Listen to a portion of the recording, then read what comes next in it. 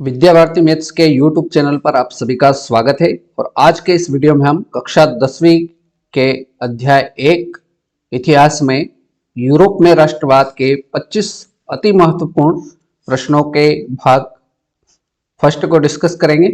इसमें हम जो परीक्षा की दृष्टि से महत्वपूर्ण प्रश्न है उनको देखने वाले हैं। तो चलिए वीडियो को शुरू करते हैं।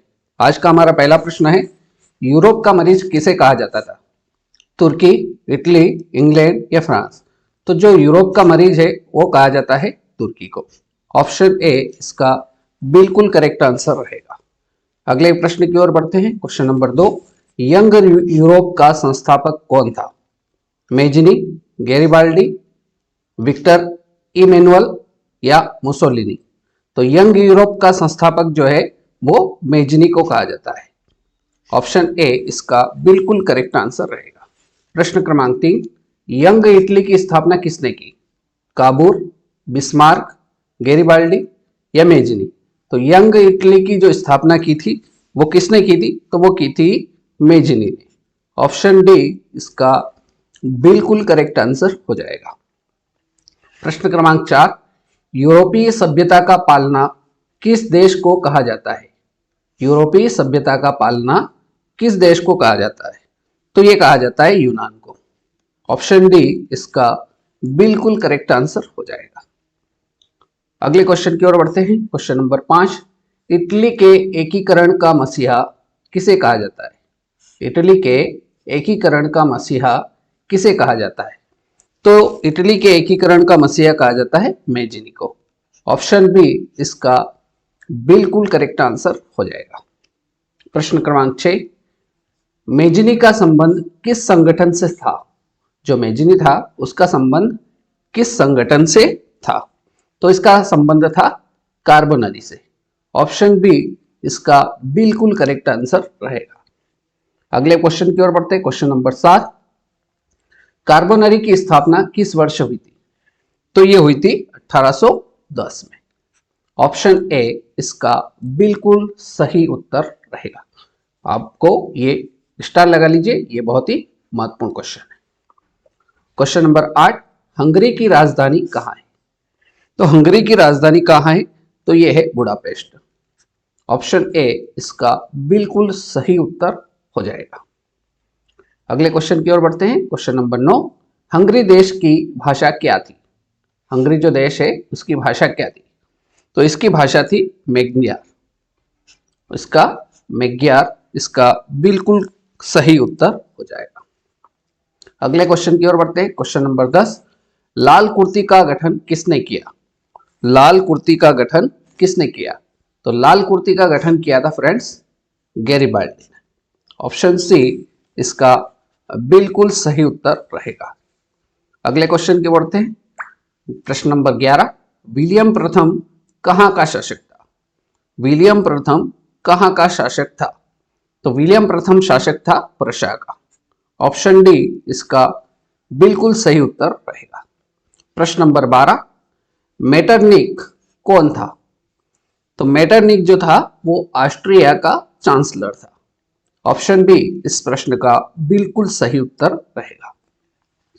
अगला क्वेश्चन नंबर 13, वर्साई की संधि कब हुई थी?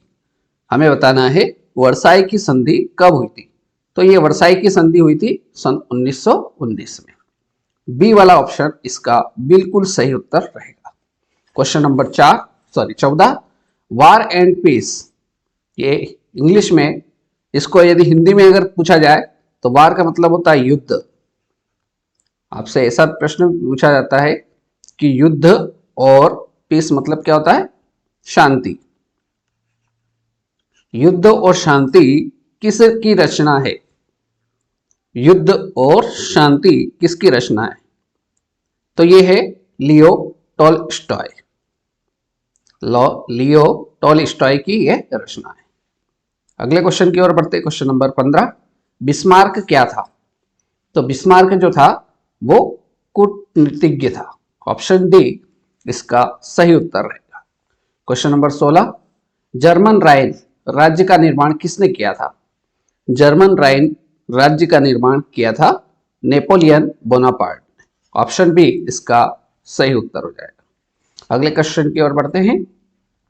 प्रश्न क्रमांक 17, रक्त एवं लौह नीति को किसने अपनाया था? रक्त एवं लौह नीति को किसने अपनाया था? तो ये अपनाया था बिस्मार्क ने। ऑप्शन सी इसका बिल्कुल करेक्ट आंसर रहेगा। अगले क्वेश्चन की ओर बढ़ते हैं। क्वेश्चन नंबर 18, जाल्वे राइन एक संस्था थी। तो जाल्वे राइन एक किस प्रकार की संस्था थी? क्रांतिकारियों की थी, व्यापारियों की थी, विद्वानों की थी या पादरियों की थी? तो जाल्वे राइन जो थी वो व्यापारियों की एक संस्था थी। ऑप्शन बी इसका बिल्कुल सही उत्तर रहेगा। क्वेश्चन नंबर 19, जाल्वे राइन की स्थापना किस राज्य ने की थी? हमें बताना है जाल्वे राइन की स्थापना किस राज्य ने की थी? तो ये की थी प्रशा ने। ऑप्शन ए सही उत्तर रहेगा। क्वेश्चन नंबर 20, गैरिबाल्डी पेशे से क्या था?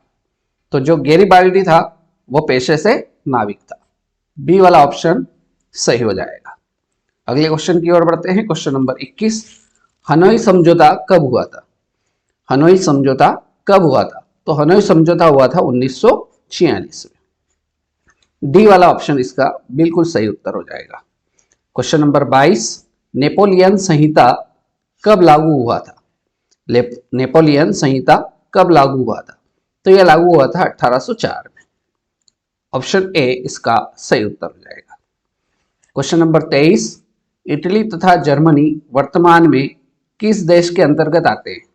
जो इटली है और जर्मनी है वर्तमान में किस देश के अंतर्गत आते हैं या किस महादेश के अंतर्गत आते हैं, ऐसा प्रश्न भी पूछा जाता है। तो ये आते हैं यूरोप के अंतर्गत।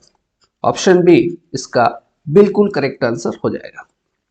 अगले क्वेश्चन की ओर बढ़ते हैं। क्वेश्चन नंबर 24, काउंट काबूर को विक्टर इमैनुअल ने किस पद पर नियुक्त किया? तो काउंट आबूर को विक्टर इमैनुअल ने प्रधानमंत्री पद पर नियुक्त किया था। ऑप्शन डी इसका बिल्कुल करेक्ट आंसर रहेगा। और आज के इस वीडियो का हमारा अंतिम प्रश्न, काबूर कौन था? हमें बताना है काबूर जो था वो क्या था, क्या कौन था? तो काबूर जो था वो इटली का प्रधानमंत्री था। ऑप्शन बी इसका बिल्कुल करेक्ट आंसर हो जाएगा। तो बच्चों, आज के इस वीडियो में हमने इतिहास के महत्वपूर्ण 25 प्रश्नों को हल किया। बहुत ही महत्वपूर्ण 25 प्रश्न थे। इसमें से आपको परीक्षा में कम से कम 1 से लगाकर 2 क्वेश्चन परीक्षा में देखने को मिलेगा। ठीक है, तो इसकी व्यवस्थित तैयारी कर लें। मिलते हैं नेक्स्ट वीडियो में। जय हिंद, जय भारत।